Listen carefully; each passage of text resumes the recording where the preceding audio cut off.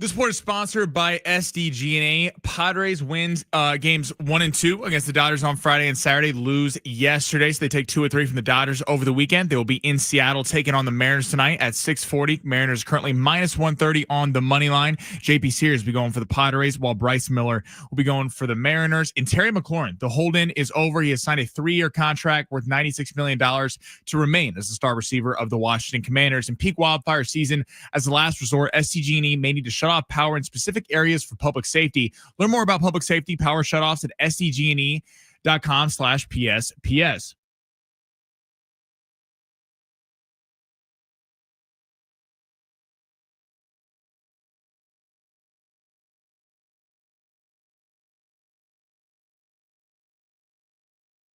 And let's get it going on a Monday. What's up, everybody? Good to be back in San Diego after a couple of shows in Vegas last week. Man, we had a good time out at the Circa Resort last week. I got my Circa Survivor hat, aka the most expensive hat in all of Las Vegas. Only cost us $1,000. But hell, the return on investment on that one is going to be amazing, as Sammy and I are for sure going to win Circa Survivor and log about 10 mil each. That's the plan. At least we'll see how the season goes.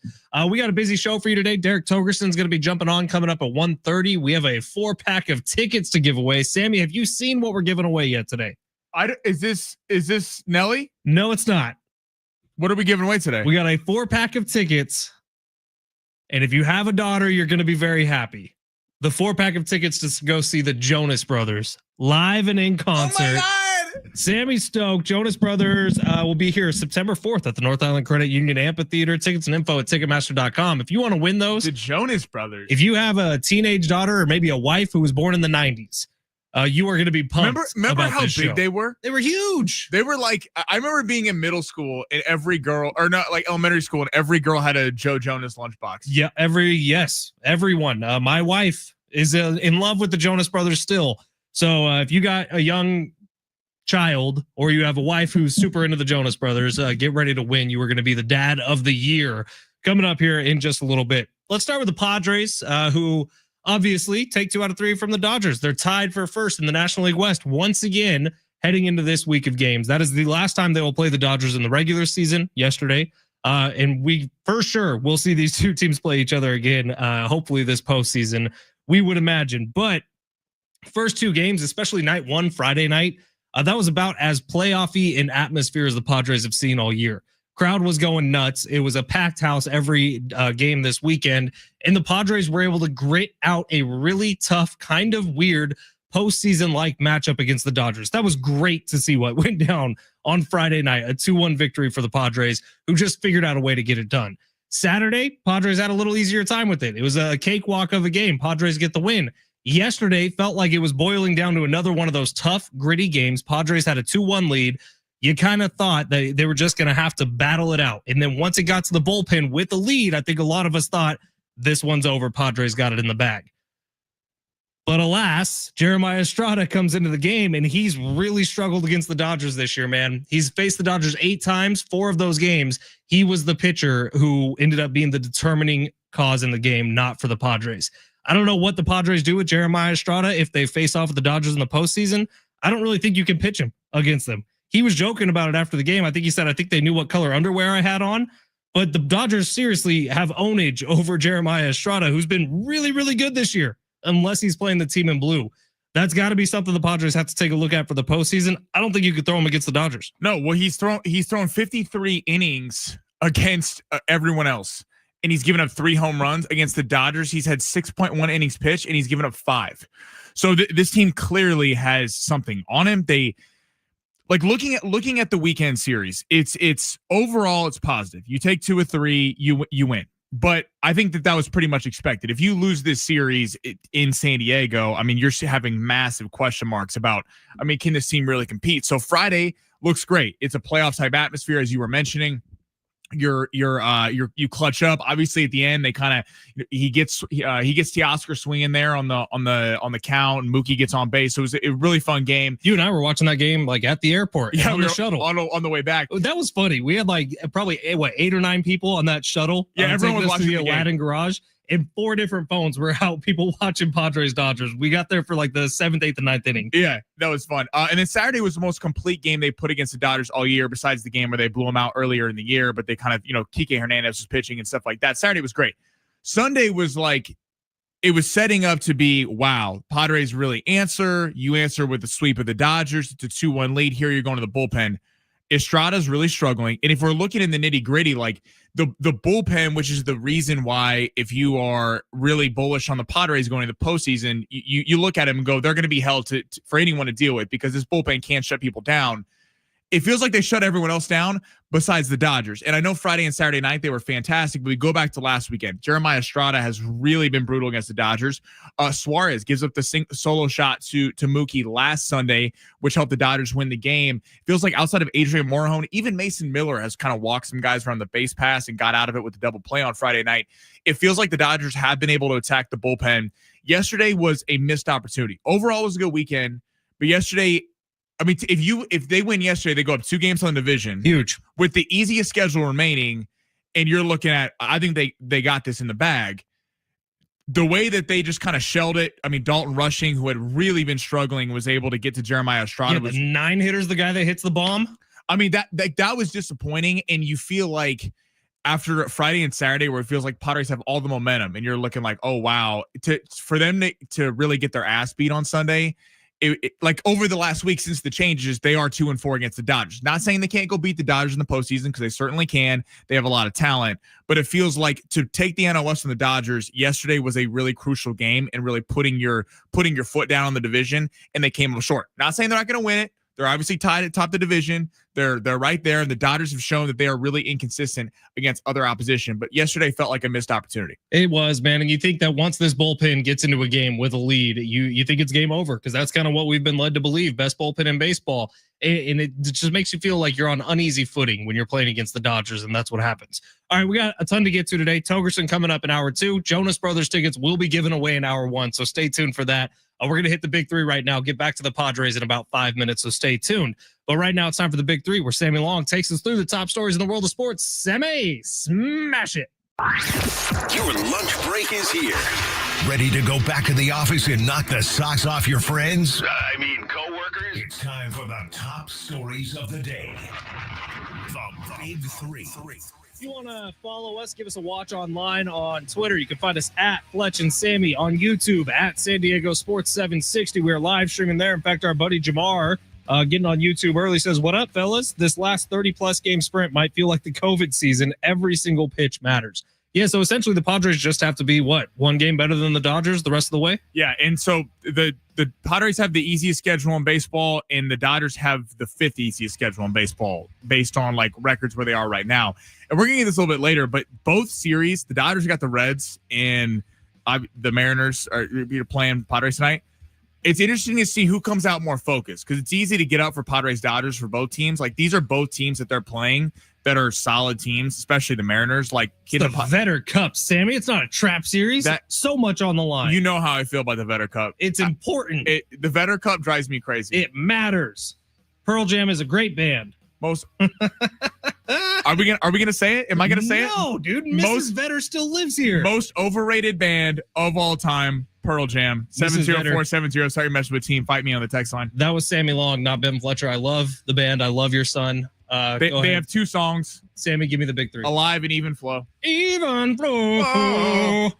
Let's go to the NFL. I mean, come on, guys. We are a week and a half away from the NFL being back. How beautiful is that? Terry McLaurin, the Holden, is over. He signs a 3-year, $96 million deal to remain with the Washington Commanders. Jordan Schultz had that first reaction to the deal in Washington. They had to get it done. I think both sides caved a little bit, which is how every negotiation goes. They're always a little bit of a lose-lose, and this is exactly what that was. Terry McLaurin gave in a little bit, which shows his commitment to the team, his commitment to winning this year. The team caved in a little bit because they paid too much money to a over 30 wide receiver. Ultimately, this had to happen. Terry McLaurin needed to be on this team, ready to go for week 1. There's actually a bunch of rumors out there, Sammy. I don't know if you saw this, that this deal had been agreed to like a couple weeks ago, that this deal was already done a couple weeks ago, but they were waiting and waiting. So Terry McLaurin didn't have to expend extra energy in training camp. A little more of a hold-in situation. We don't know if that's true. That's not verified by anyone, but it wouldn't surprise me if it was.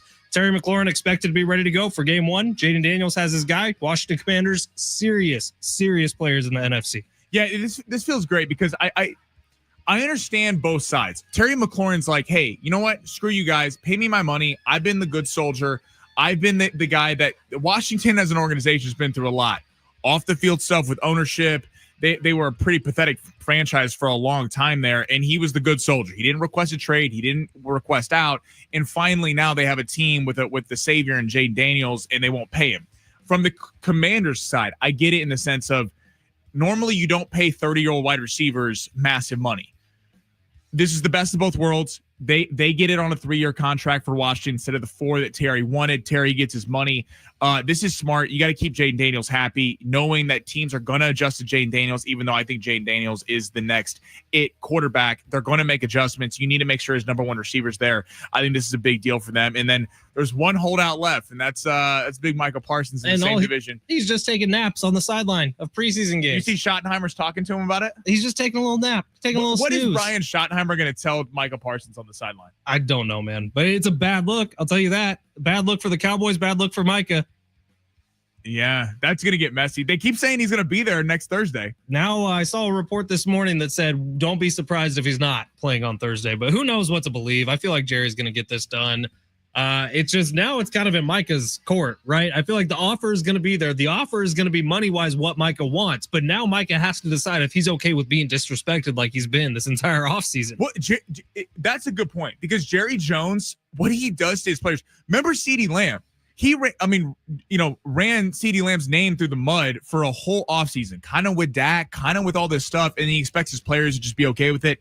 We're going to get to that more later with the Cowboys in that situation. Like, Micah has to be okay with the fact that he's been used this offseason 100% to drum up drama. Yeah. Literally, Jerry's admitted it now. We've seen it publicly. Jerry say, look, we are a soap opera, whether it's good or bad. That was the first line in the trailer for The Gambler or whatever show. So Micah has to be okay with the fact that he just got his ass used. And even if the money's right, he might turn it down based on principle. Totally. All right, this is one of the feel-good stories of the year. Tommy Fleetwood finally breaks through FedEx Cup Tour Championship, wins it. He had the most top 3 finishes, top 5 finishes, top 10 finishes in PGA Tour history without a win. Finally breaks through. What's your reaction to it, Fletch? I'll be honest, Sammy. Yesterday, I set up my split screen in the living room for the first time, getting ready for NFL Sundays, which are coming very soon. So I had the 2 TV action going. I had Padres Dodgers on one, and I had Tommy Fleetwood winning the Tour Championship on the other. I actually did get a little emotional watching this, not because I have some crazy connection to Tommy Fleetwood, but the relief on that man's face after he made the little 6-incher to finish it off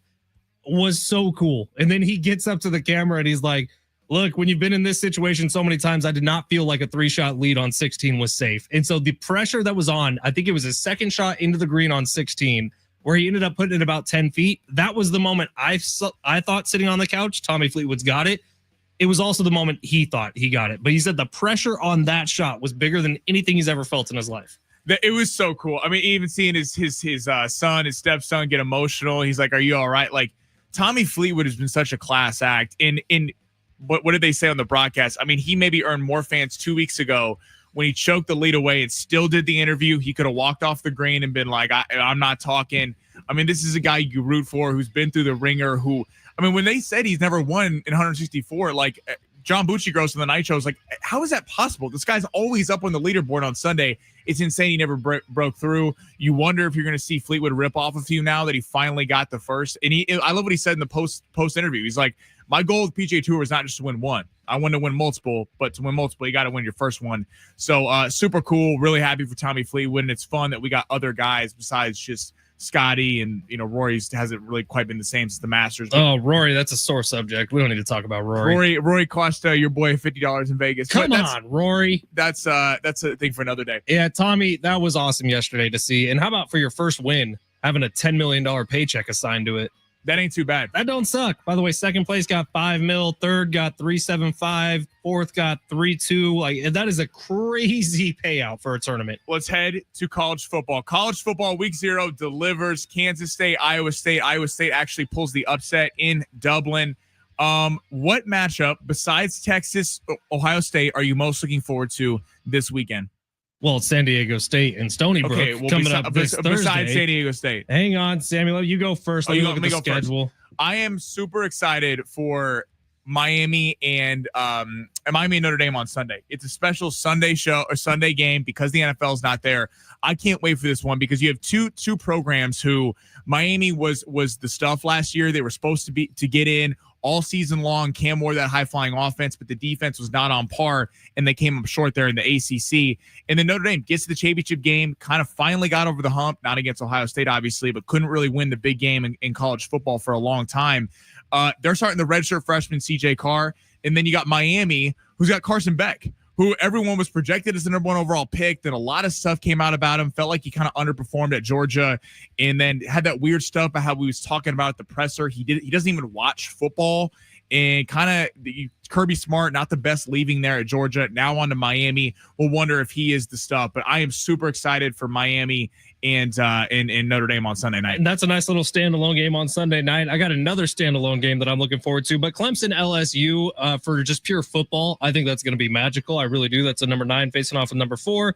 But Monday night, one of our rare Monday night college football games, Coach Bill Belichick will lead out the North Carolina Tar Heels, hosting TCU out in North Carolina. He's an underdog at home. He's an underdog at home, but Bill Belichick, the fascination aspect, this game has me most excited for. Plus, it's on a Monday night all by itself. Looking forward to it in a big way. Quick break. Once we get back, we're going to get deeper into that Padres-Dodgers series right after this. It's San Diego Sports 760 live on the iHeartRadio app.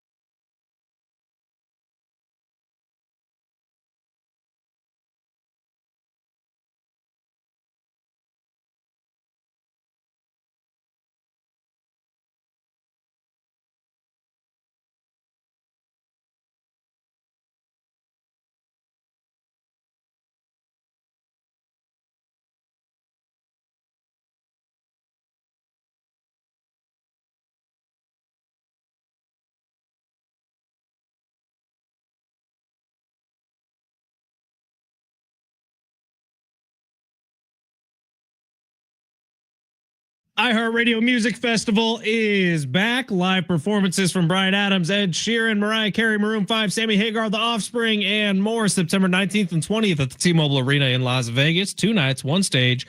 Buy tickets now at AXS.com. Get them now before they sell out. And while the world is listening on iHeartRadio, you could be there. 3 chances every weekday for you to win your trip for 2 plus $1,000 spending cash. Next chance to text and win will happen at 1 o'clock right here on San Diego Sports 760. Get all the info now at sportsSD.com/festival.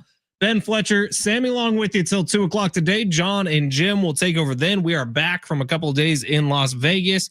Had a great time out there. Placed our bet for Circa Survivor. Yeah, we were just going over our original thought was to go with Cardinals over Saints. By the way, there's still time to get in on Circa Survivor. You just got to head out to Vegas, go stop by the Circa, head up to the cashier window, put down $1,000, and then it's one team every week. Can't pick the same team twice. Winner is going to get a portion of 20 mil. We're very excited. See, our original thought was go Cardinals over the Saints week 1. Now the Cardinals are on the road. We asked Aaron there at Circa, and he was saying that the most bet team is Denver to beat Tennessee week 1. I don't feel good about that. Yeah, that's the biggest spread, but like Cam Ward, no pressure. I hope that the most people are betting on that one because I feel like that could be an upset. Denver's a little overhyped. I keep going back and forth on what to pick. I think the Cardinals are going to win. So do I. If the Saints, our limo driver did say, he goes, the Saints do always win the first game of the year and then are horrible the rest. Now, the difference is they don't really have a quarterback this year. So the fact that Spencer Rattler or Tyler Shucks is going to be their week 1 starter makes me feel better about the Cardinals. If Kyler loses to them, I will never forgive Kyler Murray. And if we stake everything week 1 on Kyler Murray, do we really feel good about that? Hey, but as long as it's not a double XP Call of Duty weekend, we're going to be fine. That's why he's been playing Call of Duty in his underwear all offseason, Sammy. He might have a beer belly right now. It just makes me nervous. 858 says the boys are back in town. What was the best part of the Vegas trip? Vegas was, just being at Circa, honestly, was great. Actually, I had a couple of my buddies out there, and we are going back to Circa in the middle of the NFL season on the Aztecs bye week. It's somewhere in October to watch an entire NFL Sunday there. Can't wait for that. But I would say, personally, the steakhouse. That was Barry's. That was fantastic. For me, the steakhouse was the best part. We split a massive tomahawk steak between the 4 of us. It was fantastic. The sides were elite. That's actually the steakhouse inside the Circa, but we were having a great time. Barry's was fantastic. I'm going to go with, we got on a little heater at the Circa craps table right before we left on the plane. I had to get some money back. I was having the Flamingo, we went up and then we got down, but Circa thankfully came through for us at the end there. Yeah, craps is fun, man. I never really played until this weekend, and now I think I have a huge gambling problem with craps. But 619 is saying, I only listen to the Jonas Brothers. I have the musical taste of Helen Keller. That's what they said. Well, here you go, because you got a chance to win a 4-pack of Jonas Brothers tickets coming up September 4th at the North Island Credit Union Amphitheater. All right, just in a couple minutes here, final reactions from Padres-Dodgers round 2 this past weekend. Good to see the Padres not act like a moment was too big for them, because the weekend prior, the Padres really rolled over and died when they got to LA. And it just seemed like every aspect of the game, the Padres are either pushing a little too hard or just completely rolling over. And it wasn't what you expect to see out of a team that's bound for the postseason, that you have World Series aspirations for. And get it right, that's what this Padres team is. World Series aspirations. But if you watch that team that went into Chavez Ravine, you're looking at a team that, they're making base running errors. You got dropped flyouts in the outfield. Like, it was just a little pitiful if you were a Padres fan a weekend ago. Well, this past weekend, they took care of business in the first 2 games. They were on their way to taking care of business yesterday before a fluky Jeremiah Estrada appearance, and he's been terrible against the Dodgers all year. But you learned something out of this series, and it's that the Padres can do it. They can beat them in a best 2 out of 3 situation. So looking forward, that makes me feel a little bit better about the postseason if these 2 teams meet again. The best takeaway from the Padres this weekend was the starting pitching. That was the best thing, because starting pitching was awful a week ago. Nestor Cortez on Saturday was phenomenal. That was fantastic. And I don't think too many people expected that. I mean, obviously, Darvish, you thought would get it together. You kind of penciled that in as a Padre W on Friday after hearing what everyone was saying for a week. Darvish getting a second look at him after not having a great start, on the Sunday before. But yeah, Cortez was fantastic. It's weird though with the Dodgers. It feels like, you get 2 teams that know each other so well. You see this in the NFL, you see it in the NBA, you see it wherever. You kind of throw the records out a little bit because they know each other so well. Like, against most teams, the Dodgers bullpen is awful, honestly. Like the Dodgers bullpen has been a massive reason why they're tied for the NL West with the Padres right now.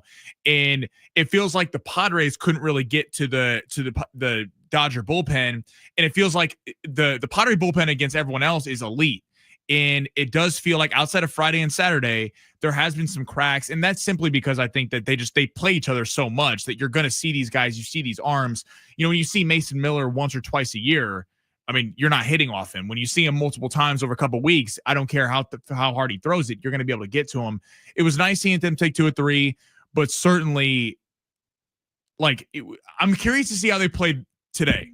Because you have the hell was that? I accidentally hit the mic over here. Be nice to the mic. That's expensive. Friday and Saturday was fantastic. Sunday felt like a real letdown, a real missed opportunity to go up 2 games on division and really kind of make the Dodgers start freaking out. For sure.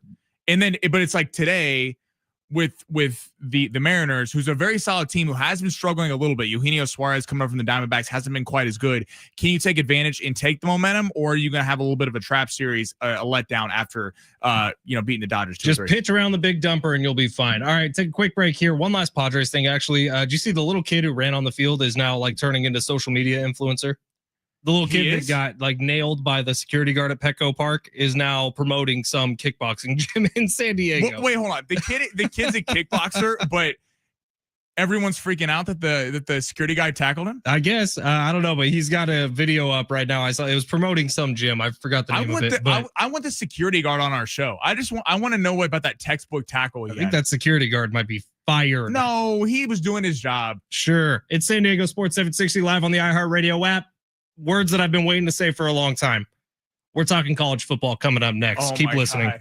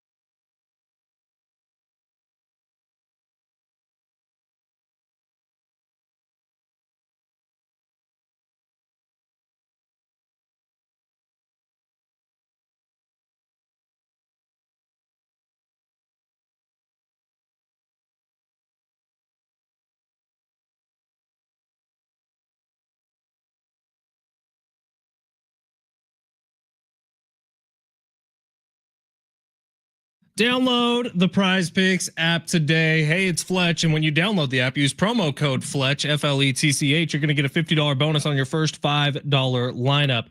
It all feels right now in the world. We saw college football being played this past weekend. It was electric. It was great. Actually, it was really, really sloppy, but you could take advantage on how sloppy it was by downloading the Prize Picks app, using promo code Fletch, getting that $50 bonus, and starting to run your game. Prize Picks is my favorite daily fantasy sports app. I've been with them since November of 2023. I've met a ton of the people that work at the company. They're awesome. The company's awesome. The app is incredible. And it is incredible because of the promotions, Taco Tuesdays, where you get discounts hitting the board all day long. You got to take advantage of that during the football season. And then on Fridays, come on, Flex Fridays, free $20 entries for everyone. Just you get one, you get one, you get one. Download the Prize Picks app today. Start making sports watching more fun. I call it sports heaven. Prize Picks is just our entry. Prize Picks is the pearly gates. And then all of a sudden, we're all watching together. We're all winning together. And Sammy is going to give you a lineup for free coming up at 12:45. Prize Picks is the best daily fantasy sports app out there. I've tried them all. This is the only one I've stuck with. And it's the best way for you to win real money this football season here in California. So what are you waiting for? Download the Prize Picks app today. Use promo code Fletch. Get $50 in lineups after you play your first $5 lineup on Prize Picks. Run your game.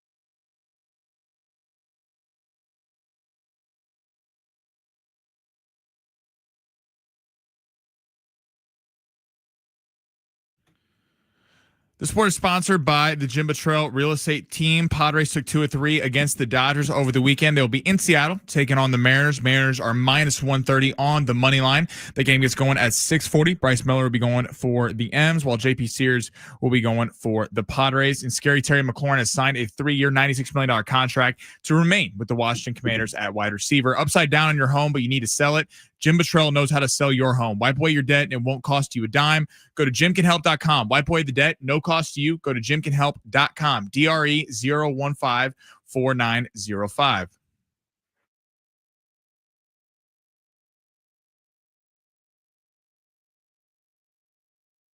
San Diego Sports 760. It's the Fletch Zone. Ben Fletcher, Sammy Long with you till 2. John and Jim will take over then. Tons of texts on the show so far. 70470. Start your message with team. Let's get to some of these right now. 619. Sammy Long hates butterflies. Butterfly killer. What does that mean? Might be something to do with Pearl Jam. I don't know. Oh, yeah. 949. Two good songs. Even Flow and Alive. Alabama versus FSU is the game I'm looking forward to the most. It'd be good to see if FSU can bounce back and be competitive after an abysmal season. That's interesting too. That's a great text because Alabama, this is not, obviously Nick Saban's not there. Kalen DeBoer comes over from Washington 2 years ago after going to the national championship game. They lost to Vanderbilt last year and they were 20-point favorites going into that game. A lot of pressure on Kalen DeBoer, and if he can't win this year and get them at least to the playoff and win a couple games, you wonder if they're start looking at a change there at Alabama. 858. I was at the game Sunday yesterday, and I kept saying, no way we beat the Dodgers 2-1, and then the Padres proceeded to give up 7 unanswered runs. That was rough. It was rough watching Shohei Ohtani interacting with the fan and then hitting a bomb. Rough.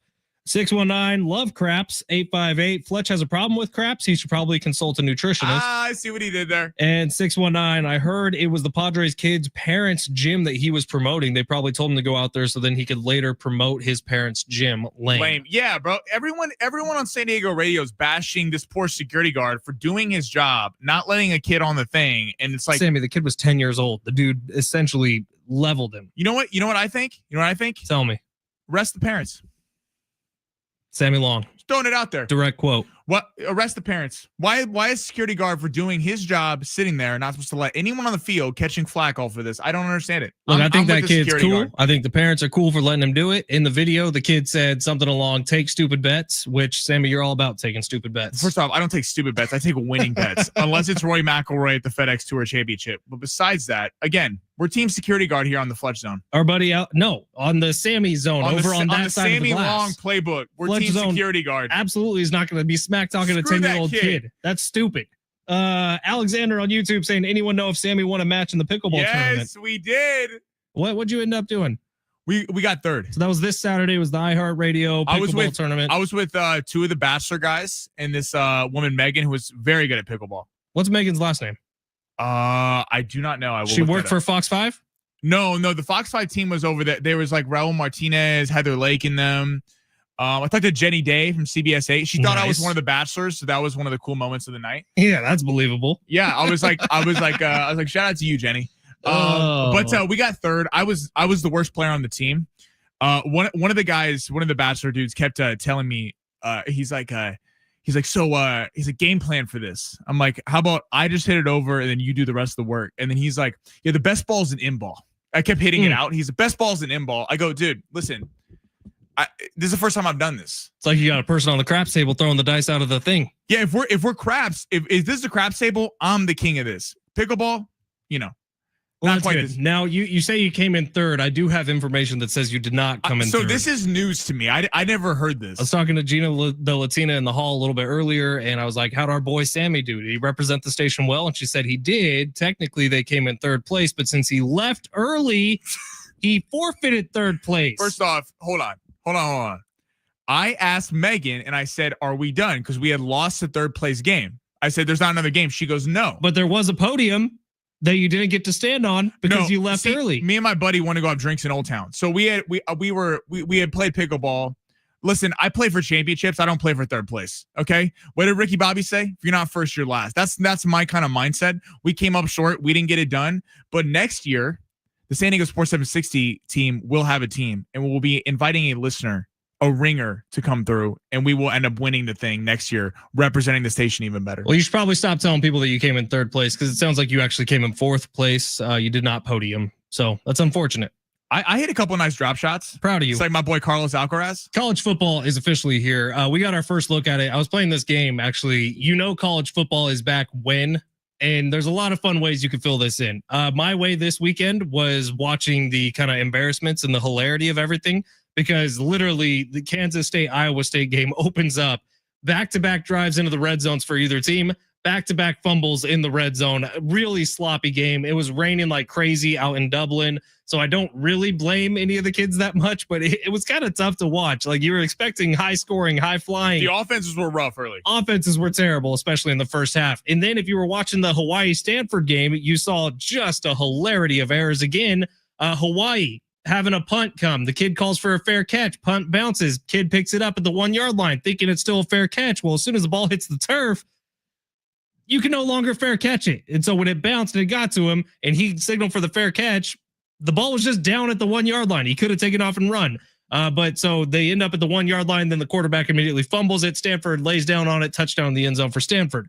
It's like college football. I think the reason we like it so much is it's a little more relatable than the NFL is. The NFL is oftentimes really polished and clean. No stupid mistakes. College football, mistakes all over the place. And it kind of makes you feel like, oh yeah, I could see myself doing this. Yeah, it was, you could see yourself playing college football? No, but I could see myself making the mistakes. making mistakes at the Pee Wee tournament. Yeah, it's kind of like you watch the Golden State Warriors when they were in their heyday with Clay, Steph, and KD on. It looked like such an orchestra. Like it was beautiful. It was no, I know what you're movement. saying. College football, it's right. Not everything's like guaranteed. Like they drop passes. They're gonna make mistakes. There's gonna be high snaps. There's gonna be interceptions. There's no offensive player in sight. There's gonna be mistakes on punt coverages, special team errors. There's going to be all of that. It's a little more human than the NFL. I'm so stoked for this weekend because this weekend, like last weekend was fun watching that Kansas State Iowa State game. They got going in the second half. Hawaii pulling the upset on Stanford. Kansas looked really good against Fresno State. Possible sneaking team there in the college football playoff. But like this weekend is so fun because usually college football, we get a couple weeks of duds and the season really doesn't get going to like week 3 when we get actual primetime matchups. Obviously, Texas, Ohio State. I mean, that sells itself 1 versus 3, defending champs, Texas #1, Arch Manning on the road. I mean, that's going to be fantastic.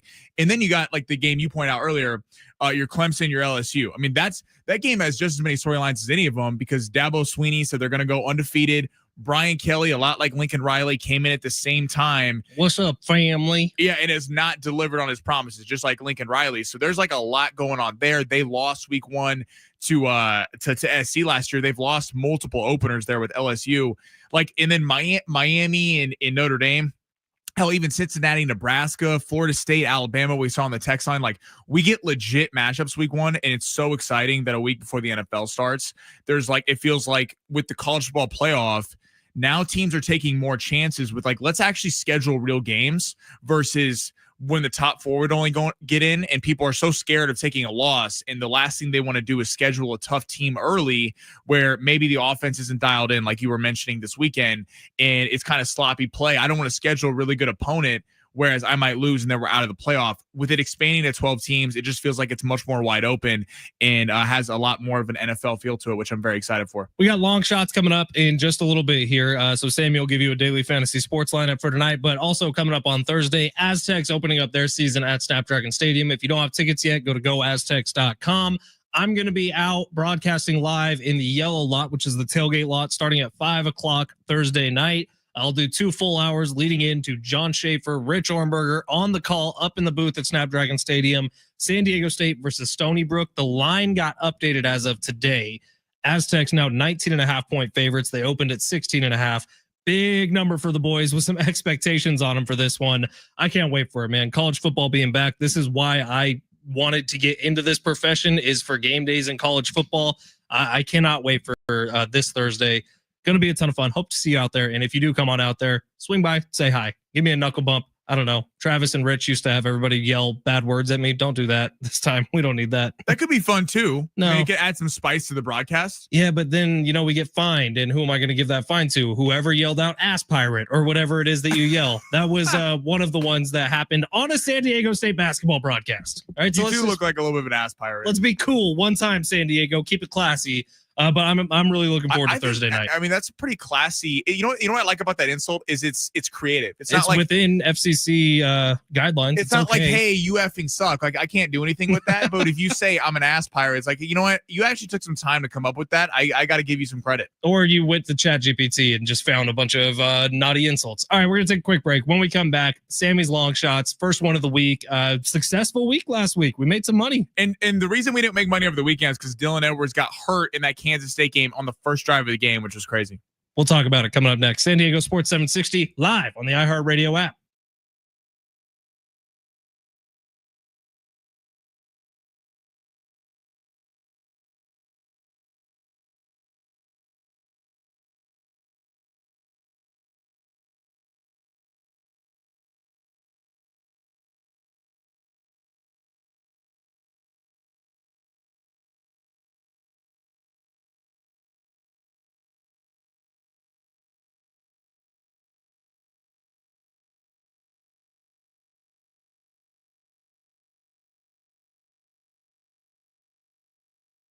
Hey, it's Fletch for my friend Gary Cooper over at Mountain Trust Mortgage and Realty. Give Gary a call today, 858-376-1299. Look, we all know that San Diego, the housing market right now, is in this holding pattern, has been for months. It's been national news. Inventory is high. Buying is low. If you're looking to jump in on some of that inventory, here's the guy to call. Gary Cooper, 858-376-1299. He eliminates the smoke in the mirrors and the shell games when it comes to mortgages. He will tell you why when you call 5 different companies, you get 5 different answers regarding your interest rates, your closing costs, and how no points, no cost loans really work. Call Gary Cooper today, 858-376-1299. Gary Cooper is the man. He is honest to a point. He's been in the market for 30 plus years. Why would you trust someone from out of state, out of market, with the most important decision you're ever going to make in your life, which is your home? I've told the story. Gary Cooper has talked me out of purchasing a home, talked himself out of commission checks, by the way, because he knew it would have been a bad situation for my wife and myself. Gary Cooper cares, which really does set him apart. We've had lunch a few times now. He is salt of the earth, man. Give Gary Cooper a call today, 858-376-1299. If you got questions regarding investment properties, your home, which will be your biggest investment, selling a house, mortgage rates, Gary Cooper will have the answers for you. Call him today, 858-376-1299. You can also visit him online at mountaintrustmortgage.com. Give Gary a call today. Tell him that Fletch sent you and start working towards that path to home ownership or home sellership or whatever it is you need to do. Gary Cooper's got the answers for you. 858-376-1299. Tell him Fletch sent you.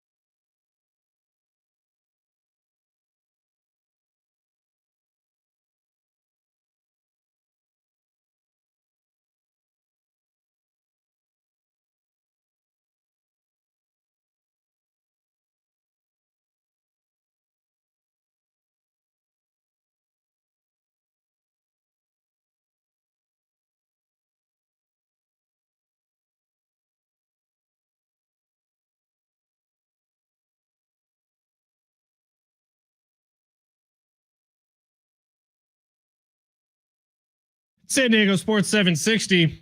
Ben Fletcher, Sammy Long with you till 2. John and Jim will take over then. Hot weekend in San Diego, man. I was up in North County playing some golf on Saturday. It's like 102 degrees.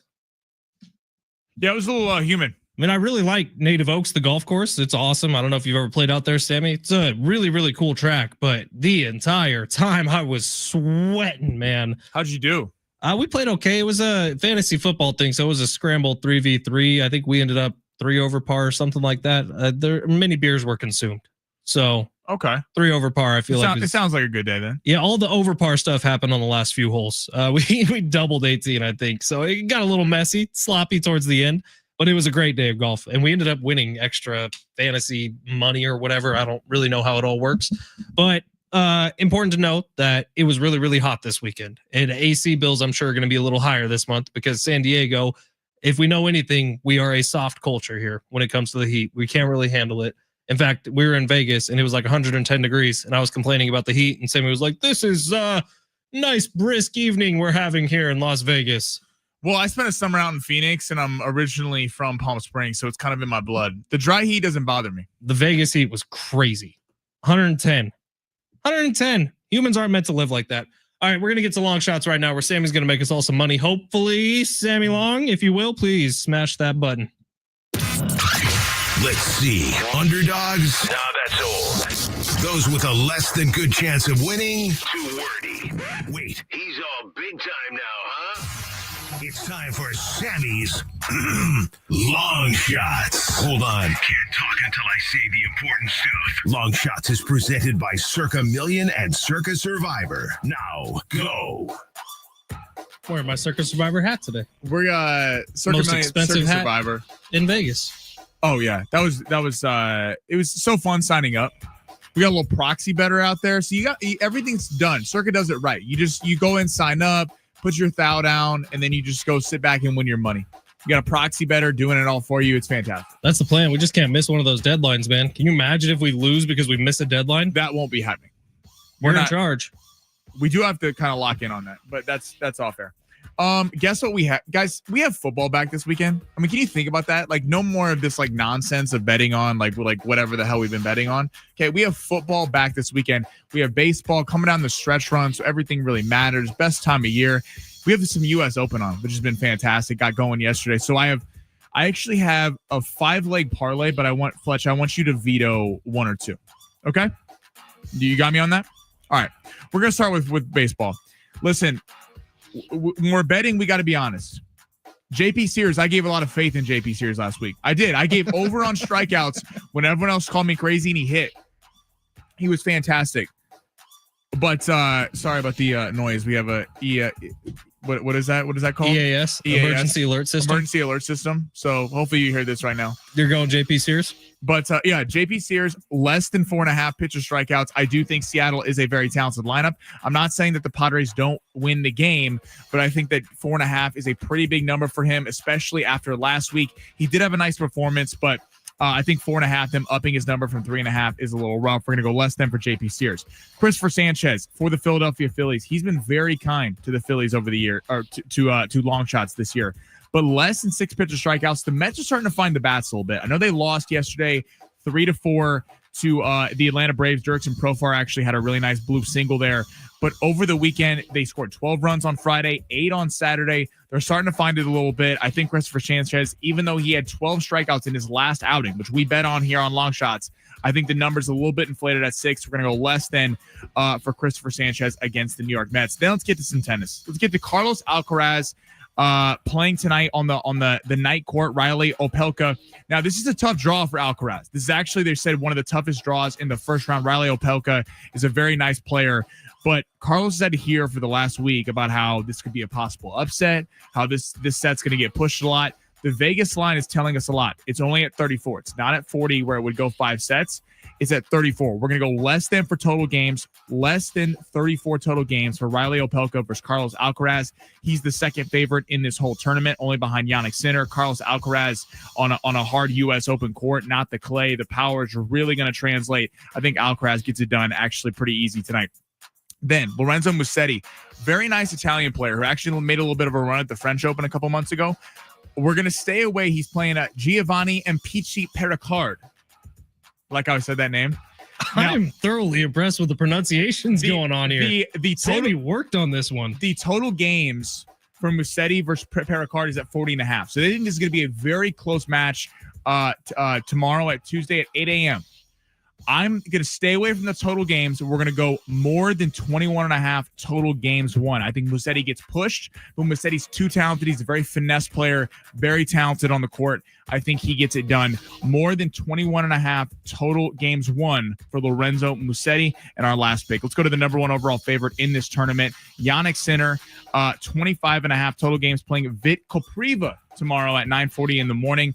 His number is 25.5 for total games. We're going to go less than. I think Sinner gets this done in consecutive sets after winning Wimbledon. He's absolutely locked in, and we could be heading for an Alcaraz-Sinner showdown in the final, which would be absolutely electric. I'm liking Novito's flex play. Really? So we're going with a little 5-piece because we won a couple times last week? I think that's the plan. I like it. I'm in. I'm submitted. All right, we're flex playing. Everyone, we're doing a 5-piece flex play. Let me repeat it for everyone. Christopher Sanchez, less than 6 pitch of strikeouts for the Philadelphia Phillies. JP Sears, unfortunately, less than 4.5 pitch of strikeouts. I think he does get a little roughed up tonight. Not even roughed up. He's just not getting the strikeouts. Carlos Alcaraz, less than 34 total games. Lorenzo Musetti, more than 21.5 total games won for him. And Yannick Sinner, less than 25.5 total games. How about our guy Tyler on YouTube? I'm tailing all 5. Hashtag Faith and Sammy. Tyler. Hashtag Faith and Sammy. Love me some Tyler, man. Let's make some t-shirts. All right, quick break. Hour 2 coming up next. Derek Togerson is coming up in hour number 2. We're going to do the gauntlet of San Diego sports with him. SDFC making the postseason, earliest an expansion team has ever done so. We'll talk some San Diego State Aztecs with him and talk some Padres, Dodgers as well. Jonas Brothers tickets, you heard me right, given away in hour number 2. Don't go anywhere. Your children will thank you. Your wife will thank you. You will be the hero of the day if you win those tickets. It's San Diego Sports 760 live on the iHeartRadio app.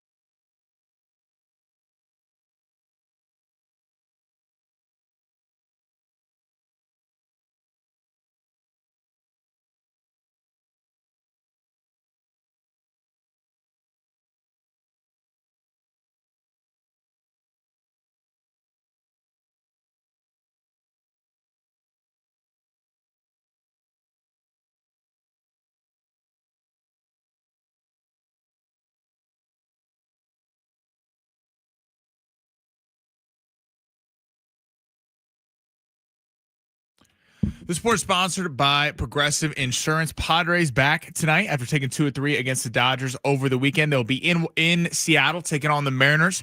That game will be at 6:40. Bryce Miller will be on the mound for the Mariners, while JP Sears will be going for the Padres. And the big news today out of the NFL, Scary Terry McLaurin has signed a 3-year, $96 million contract to remain with the Washington Commanders after he was holding in during camp. At Progressive Insurance, they offer auto, home, and commercial auto insurance, plus a variety of business insurance options to cover your small business needs and more. Visit progressive.com today. Again, it's progressive.com.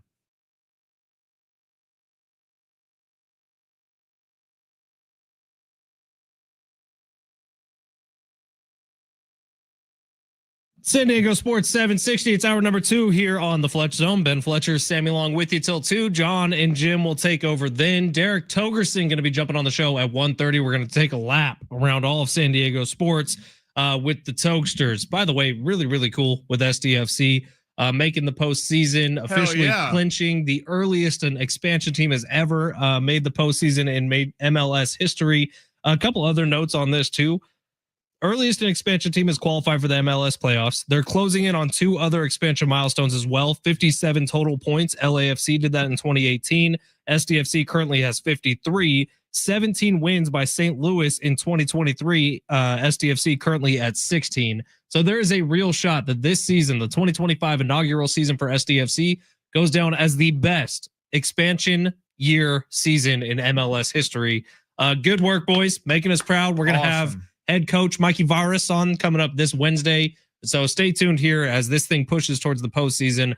We're going to have dueling postseasons potentially going down with the Padres and SDFC. Well, it's also so cool. Like I remember having Coach Varas on before the season, and it was like, I even told coaches on the air last week. It's like every coach says, "Oh, we're trying to go win a title," right? And they're giving you the pep talk for the team.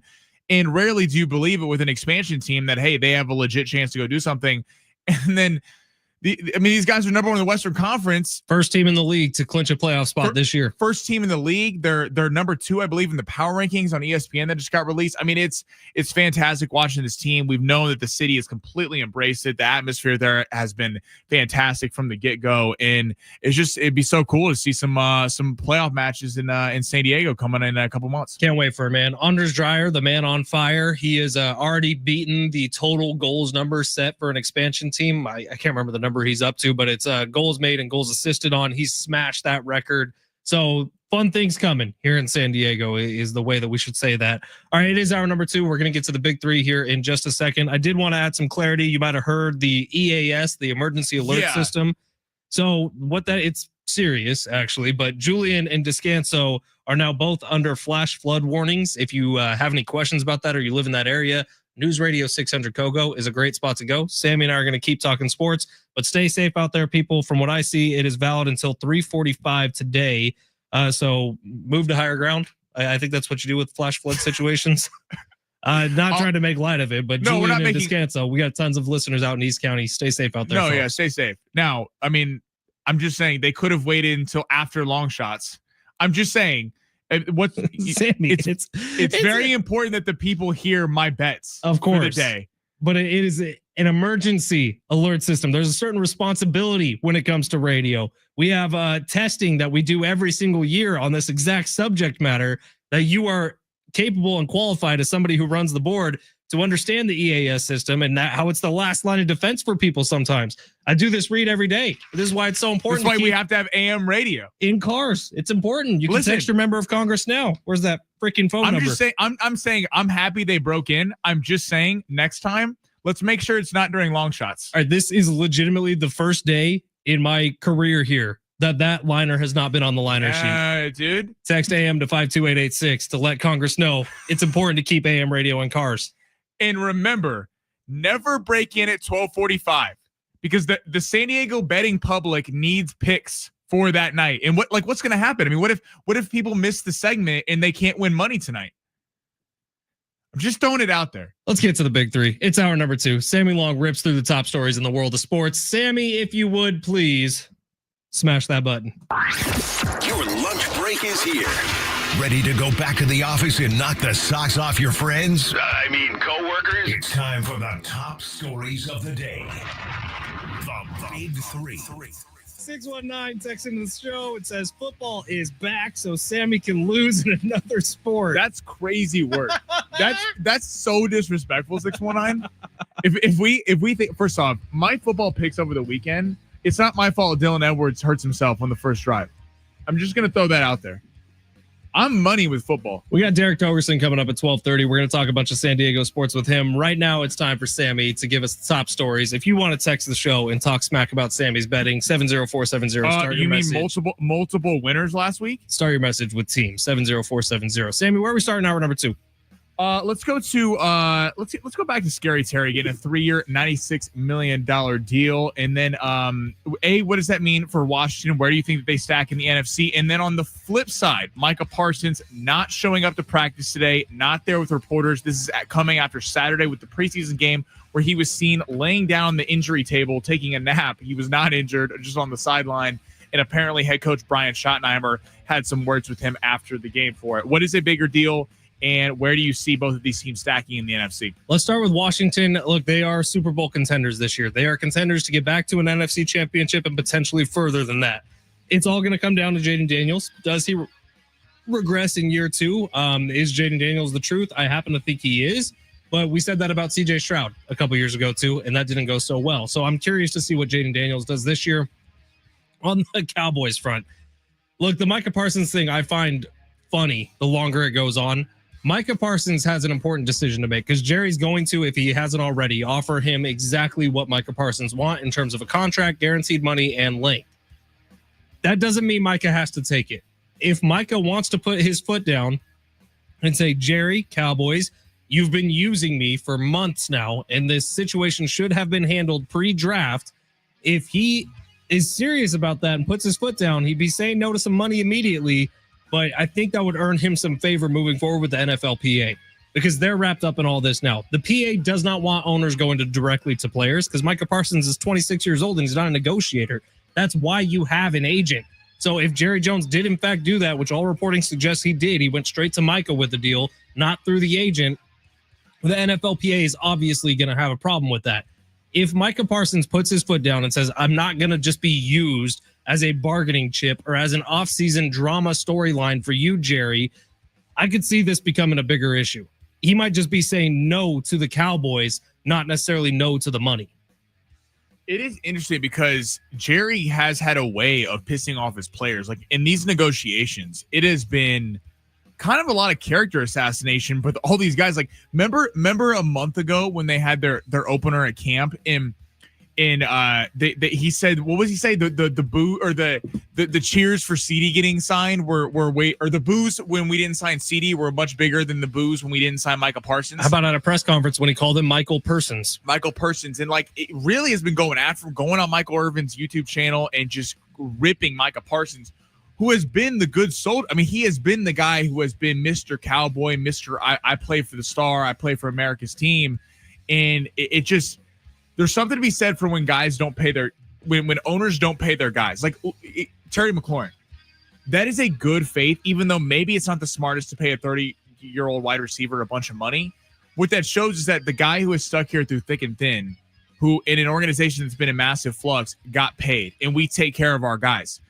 What Jerry Jones is telling you is that anytime you're a star player on the Dallas Cowboys, you may get paid eventually, but you're going to go through it for a long time. Dak went through it forever until Godfrey got injured. Trayvon Diggs went through it. CeeDee Lamb went through it. And now Micah Parsons is going through it. This is not a good look for the Cowboys and for Jerry Jones. And it just adds to the soap opera by Jerry Jones' own admission of the Dallas Cowboys. And Jerry's playbook has been totally exposed here. And he did it to himself, by the way. Every time a big star with the Cowboys is up for contract negotiation, he's going to drag it out. He's going to make it a bigger deal than it needs to be, because he wants to get the Cowboys brand out there more. So he did this, all the guys you just named. And even going back further, if you go to Des Bryant, if you go to Terrell Owens, every time there is a big name attached to a contract with the Dallas Cowboys, it will get dragged out just so Jerry's name could be out there more, just so the Cowboys can be out there more. And he's literally said that's what he's doing. So That's how, if Mike is okay with that, sign the money, go play football. If you're not, this might be a nice time to take a stand. Totally. Let's head to college football. So Steve Sarkisian, Texas head coach, tells Arch Manning to, quote, just go be you on the road in Ohio State this weekend. So a little bit of a tricky question. Steve Sarkisian, Brian Kelly, Lincoln Riley, and James Franklin. Obviously, Lincoln Riley's head coach at USC, James Franklin, head coach at Penn State, Brian Kelly's head coach at LSU, and Steve Sarkisian is the head coach of the Texas Longhorns. Who is under the most pressure this year? To me, Brian Kelly's already become kind of a meme coach. He really has, and whether that's rightful or not, that's just kind of the category I've put him in. Lincoln Riley, dangerously close to getting put into that category. Ton of pressure this year for him. With the amount of money he got paid, with the uprooting of his life, bringing it to LA essentially just giving him the world, treating him like LeBron James when he got here. Lincoln Riley, tons of pressure. James Franklin feels like the most to me just because of the narrative around the team, just because they have a shot to actually win a national championship this year, where I feel like the other coaches might not. Who's the fourth coach on the list? Sarkisian from Texas. Look, Sark, the pressure's on him because of the situation, because they've been number one all offseason long, because you have a Manning playing quarterback for you, and from what some people say, potentially the best Manning ever playing football. That's not me. That's other people on the internet saying Arch Manning has potential to be better than Peyton, better than Archie, better than Eli. Peyton obviously being the best one. That's where the pressure comes from, but I don't know that it's necessarily on Sark. It almost feels like it's more on Arch. I see that. Yeah, it's obviously Lincoln. So James Franklin is my answer. Okay, Lincoln Riley, James Franklin, and Brian Kelly are certainly the kind of certified patients. Sark feels like he gets a little bit of a pat, and I love Steve Sarkisian, by the way. This is not hate. I think Sark has turned Texas around. I think people are because he has made Texas relevant again. The horns are back, baby. Right, and they were down for so long. I mean, for so long, SC, Miami, and Texas were like these former powerhouses that were just awful, god awful in the college football landscape forever. And then Texas has come back. Now, Sark doesn't have a lot of pressure right now. But with this team, with Arch Manning knowing, I don't care what Archie says, he's going to the NFL next year. He's already kind of rebuffed some of what he said about Archie's like, he's not going to the NFL next year. And Arch is like, I haven't made my decision yet. If he's the number one overall pick, trust me, he's going to the NFL. And then like Sark's got a ton of pressure because this is, I mean, basically not a freshman quarterback, but a guy who has not played before, has all this hype. He's made 2 starts against directional schools last year. All the pressure on the road this year to Ohio State to go win it. He's got a ton of pressure. Lincoln Riley has massive pressure at USC because he has not lived up to what the expectation is at USC, which is to be competing for championships every year. Now, his buyout is massive, so he's probably, Petros Papadakis said that on our show, he's probably not getting bought out this year because that would be massive money. And SC has the number 1 recruiting class going into next year. But if USC puts up a clunker this year, they win 5 games, 6 games, 7 games, a lot of those recruits are going to go away. And then what are you sitting with at USC? You're sitting with Lincoln Riley. Then there's going to be some serious discussions. Brian Kelly has lost each of his openers. Each of his openers as the head coach of LSU. He has massive pressure Saturday against Clemson. And then James Franklin probably the most. I'm gonna piggyback off you. James Franklin, I mean, this team on paper is up there with Texas, Ohio State, all of them. I mean, Singleton at running back, they have one of the best 1-2 running back duos in the country. Drew Aller, who's supposed to be a top pick at quarterback this year, one of the best defenses in the country. James Franklin can't win the big game. He hasn't beaten Ohio State. He came up short when they should have beat Notre Dame in the semifinal last year. He has massive pressure on him. And if James Franklin does not go win a championship this year or at least get there, I think he's probably out heading into next season. All right, we're going to take a quick break here. Togerson coming up at 1:30. But right now, your opportunity to scream like Sammy Long. Jonas Brothers tickets on the line. A 4-pack of them. North Island Credit Union Amphitheater on September the 4th. Jonas Brothers. How about that? 4-pack of tickets. Take your kids. They're going to have a great time. I promise you that.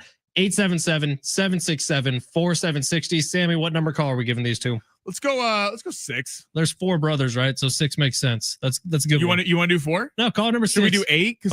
Call number 6. You're going to the show. Again, the caller number is 6. It's San Diego Sports 760 live on the iHeartRadio app.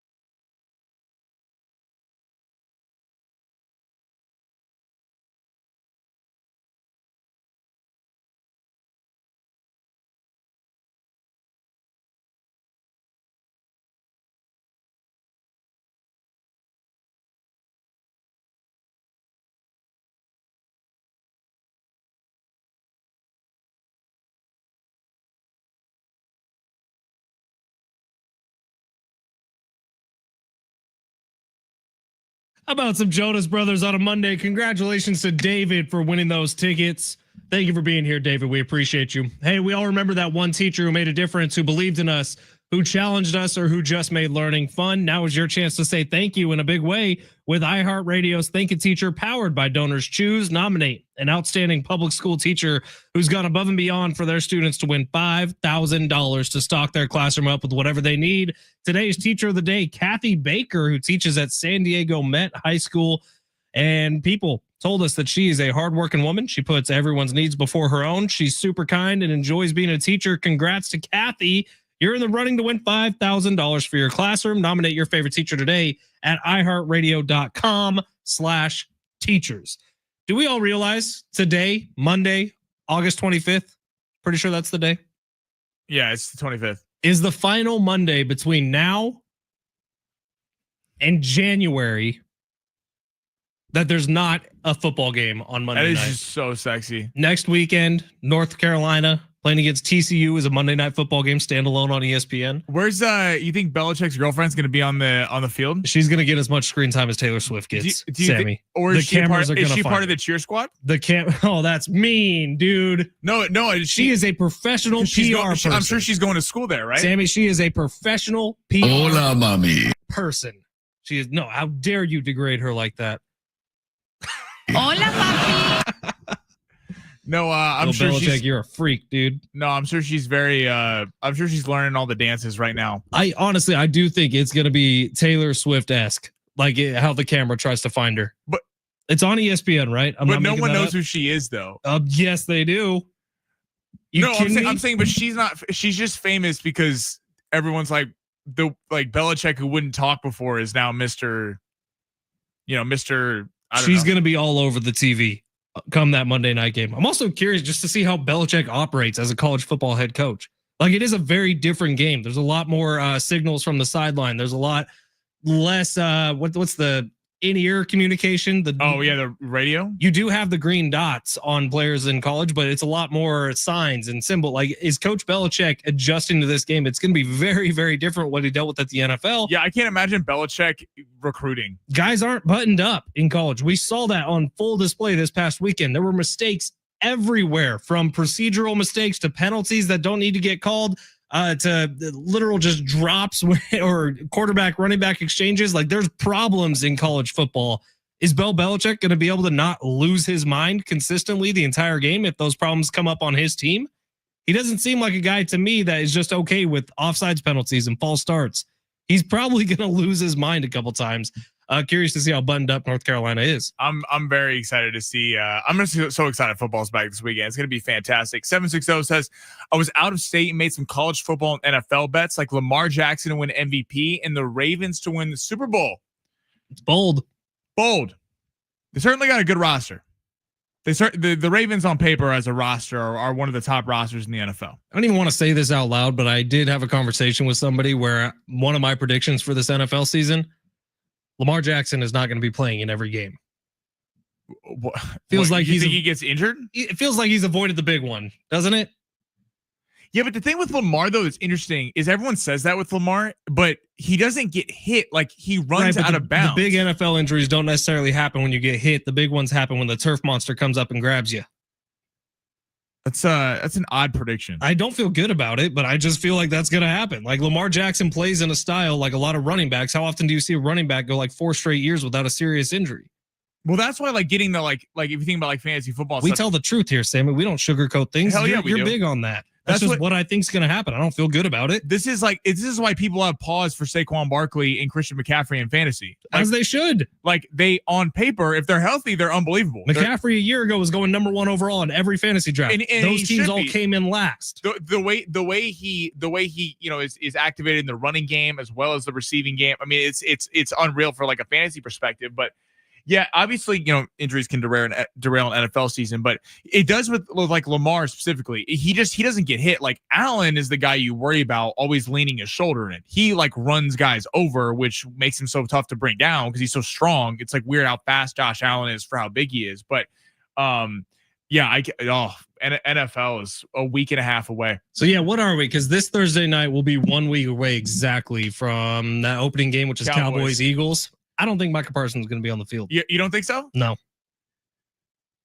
I don't think it gets up. That's an interesting bet to get in right now, by the way. It's 6.5. Micah puts his foot down and says, I don't care what you're offering me. You've embarrassed me this offseason. Now, Vegas you're using me. Vegas is not reflecting that. Vegas has not moved the lines yet because if they don't think Micah's playing, that game is not a 6.5 point spread. We got Derek Togerson coming up next. We're going to do a little San Diego sports loop. We got SDFC news.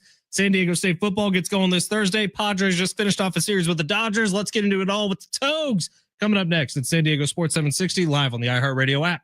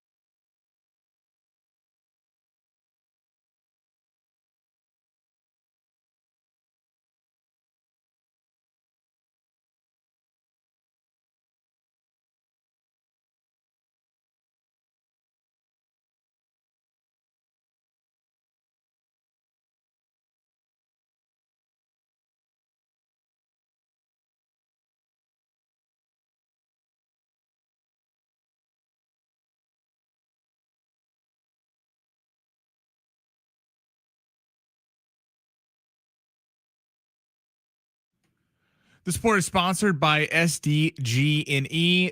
The Padres are in Seattle, against the Mariners, taking on the Seattle Mariners in a 3-game set. JP Sears will be going for the Padres, while Bryce Miller will be going for the Mariners. And Texas taking on Ohio State Saturday, 9 a.m. in the game of the day. That has been the first time since 1978 that the number 1 overall preseason team is an underdog in the first game.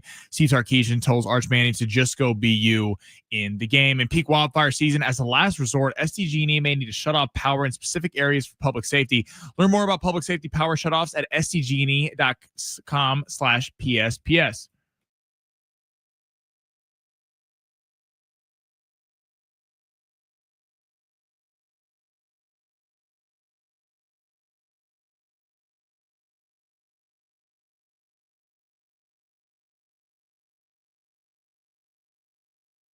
San Diego Sports 760, Ben Fletcher, Sammy along with you till 2. John and Jim will take over then.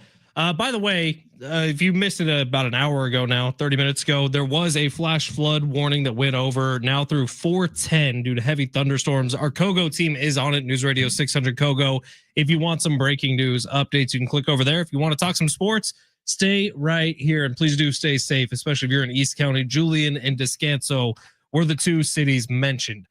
Derek Togerson expected to join us here in a couple minutes. I know he's doing a story on some surfers up in Oceanside, but should be calling in any second now. Sammy and I were just talking about some future NFL stuff going on. We had a texter who put a bunch of money on Lamar Jackson to win NFL MVP this year.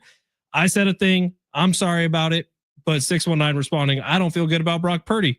He's due for a torn ACL, especially after getting the big money. Look, that's fair because we know about the Madden curse. We know about the contract curse. Who was on the cover of Madden this year, Sammy, by the way? It was He's Saquon Barkley. Oh, A year after Christian McCaffrey got hit hard by the Madden curse. All right, San Diego State football is back coming up this Thursday. They got Stony Brook over at Snapdragon Stadium. Pre-game coverage is getting going with myself and JR Tolver at 5 o'clock this Thursday night. Kick just after 7 p.m. with John Schaefer and Rich Ormberger on the call on your home for Aztecs football, San Diego Sports 760. Today was the release of the official 2-deep roster for San Diego State. And I'll tell you what's good to see, because really it's just a bunch of names on paper. Of course, Jaden Denegal is QB1 for the Aztecs. Bert Emanuel Jr. from Central Michigan is going to be QB2. But what's great to see is in the offensive line category, multiple games started for everybody. That is a breath of fresh air when you see Joe Borjan, who's going to be healthy coming into this year after a rough start to last season where he got hurt in the first game. Christian Jones is expected to have a big year. Ross Usulalu Malaguli also is expected to have a big year for the Aztecs. So the offensive line being healthy is huge, because you look back to a year ago and in games where you look back and you're like, oh, this could have been a win for San Diego State, or this could have been a lot closer. It was a ton of red zone penalties on the offensive line. They hope to have that problem fixed coming into this year. And hopefully we see that on full display this Thursday when San Diego State takes on Stony Brook. Yeah, very excited for this season for the Aztecs. Obviously, last year did not go the way that they wanted it to. But, I mean, you're looking at a lot of those games, and we've kind of been harping on this, but we're not making excuses for them. They were terrible last year. But there were some games where you looked at and they were in it, and you saw the youth and you saw the talent there in the Sean Lewis system that is going to, that you feel like is really going to work. He didn't have his pieces in place. I mean, that Washington State game, there were real opportunities for the Aztecs there. It felt like they fought in that one, just like the Cal game, and it just didn't go their way. They didn't quite have the offense to finish the job at the end of the day. Hopefully that changes this year. Jaden Denegal coming in, got a lot of, Fletch just laying out all the he's for real, dude. Yeah, I mean that this is like, with all due respect, this is a real quarterback who was a 4-star recruit who went to Michigan. And I know the critics are going to go, Michigan's quarterback situation sucked last year, but a lot of Michigan fans, if you read the chat blogs, were mad that Alex Orji kept getting to start over Denegal, because Sharon Moore really liked the way that Alex Orji played. He was not good. Even in the Ohio State win, he had 62 yards passing and 2 interceptions, but he still wouldn't put Denegal in. And when Denegal did get in games, he really kind of popped and showed why he was a 4-star recruit. It's nice to see Sean Lewis get his guy a full offseason of knowing who the starting quarterback is, and hopefully they can get off to a beat down of Stony Brook. Yeah, that was my biggest takeaway from the showcase that I went to a little bit ago, which was they played a scrimmage where it wasn't tackle, it wasn't anything too serious, but you got to see quarterbacks running the offense. And my biggest takeaway was Jaden Denegal being able to kind of just effortlessly move the ball down the field, deep shots. Now, they weren't always caught by the wide receivers, but Jaden Denigal looks the part. For the first time in a while, the Aztecs have a 6'5", 235 presence at quarterback, and he can move a little bit too. He tucked the ball and ran a few times. Well, and that's the thing is like the Sean Lewis system that he wants to run of being a kind of fast pace run and gun. We're gonna out cardio you up and down the field. It felt like with last year, it was almost a little too much for the offense at times. It felt like it was like because running that kind of offense, yes, in theory, it's easier in that you're doing a lot of quick play calls, but you're running up to the line, you're doing a lot of checks, a lot of audibles. You need a quarterback that knows what they're doing. And this is not a shot to Danny O'Neal. I'm just saying that he wasn't very experienced. He's a true freshman. So you can't even knock the kid for that. It was literally his first year and he showed promise there, but Denigal playing at Michigan, he's going to know how to run this thing, and hopefully they get off to a good start. Jordan Napier back. He was the wide receiver 1 last year for the Aztecs, basically halfway through the season, and on Lucky Sutton taking over the backfield along with a couple of transfers in, both of whom have San Diego roots. This is a team, man. They got solid pieces all throughout the roster, the lineup. I'm excited to see what they have. I think they're going to be opening some eyes here in San Diego in year 2 of the Sean Lewis system. All right, Padres Dodgers over the weekend went the way of the Padres. They take 2 out of 3. Big win on Saturday night, close playoff-like atmosphere on Friday night. And then yesterday, this is where we started the show. It felt like it was going towards a Padres win. You felt like everything was right. Nick Pivetta had a really nice start, didn't give up anything.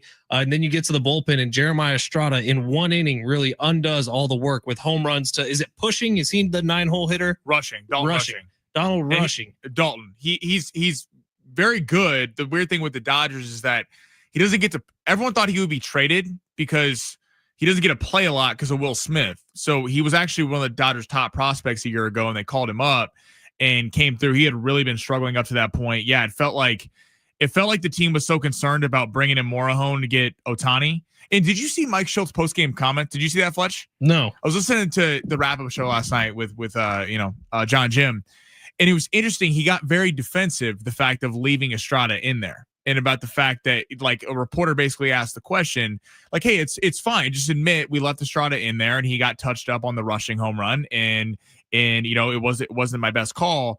But the reporter kind of asked essentially like, was it the reasoning that you were going to bring Morahone in next, even though Estrada was struggling? And Schill got super defensive about that question being asked. And like you brought this up at the beginning of the show, can you pitch Estrada against the Dodgers? Now, Estrada has been a really good arm for you. But it's also interesting how they lead with Estrada. Like Estrada's always the start because you want Suarez closing, you want Miller as the setup guy. They don't put Adam in there. They always put Estrada in there. Look, all I know is Estrada has faced the Dodgers 8 times this year.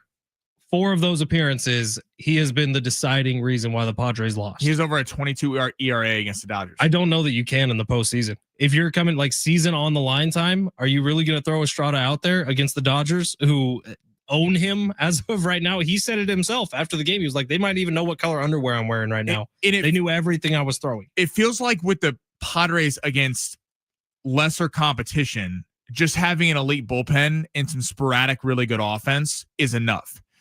Looking at like consistently the bullpen outside of everything we just said about Estrada, overall, you trust the bullpen. Now, but when you're playing a Dodgers, a team that knows you so well, you can't just trust that the bullpen is just going to shut teams down. They know you so well. They're going to be able to get to these pitchers like vice versa. Just like we've seen the Padres have success against some high-end starters for the Dodgers who really can run other teams because they see them so much.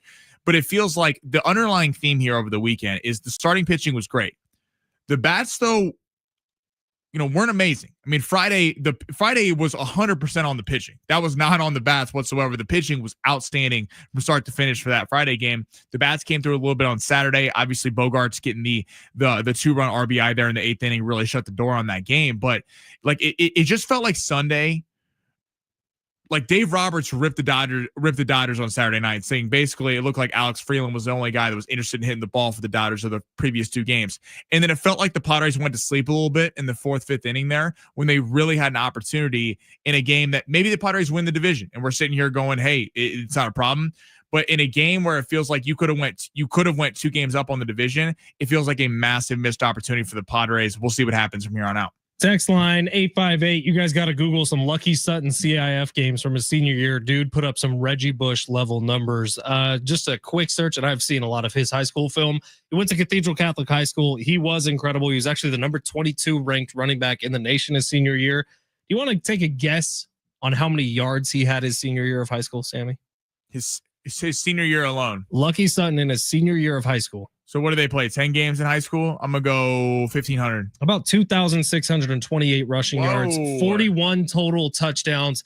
Look, the kid is an every down back. I think he's going to get an opportunity, especially early in this season, to make that case for San Diego State. We forget that his freshman year, back when Brady Hoke was still the head coach, he got in later in that season and was a problem for teams. Like the first guy just was never able to get him down.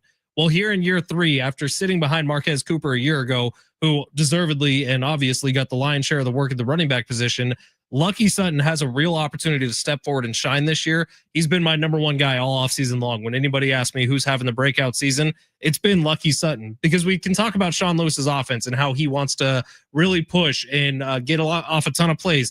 The only way to do that is to keep on balance with your run game supplementing the pass game. He's going to run as many run plays as he will passing plays.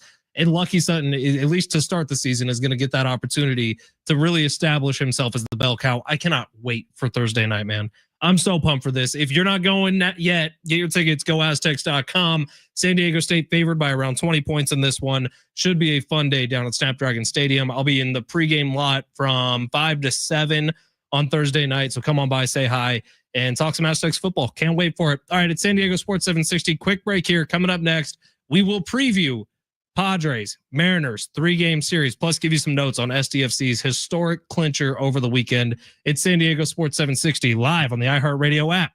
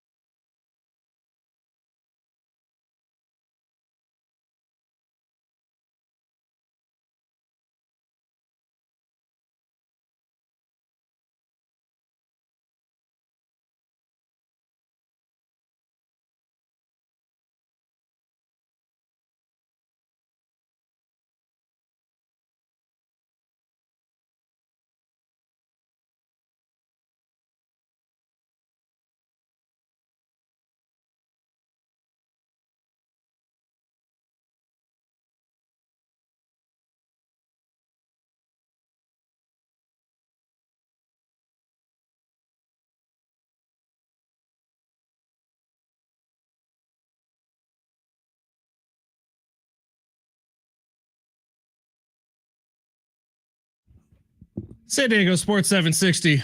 Is this because football's coming back? This is a little Jeffrey Osborne for you on a Monday. Just wait for the part right here. Let's sing it, Fletch. Of love up and above the clouds, only way to fly. What's beautiful is this music doesn't go over YouTube, so they're just hearing you doing some bad karaoke in the background.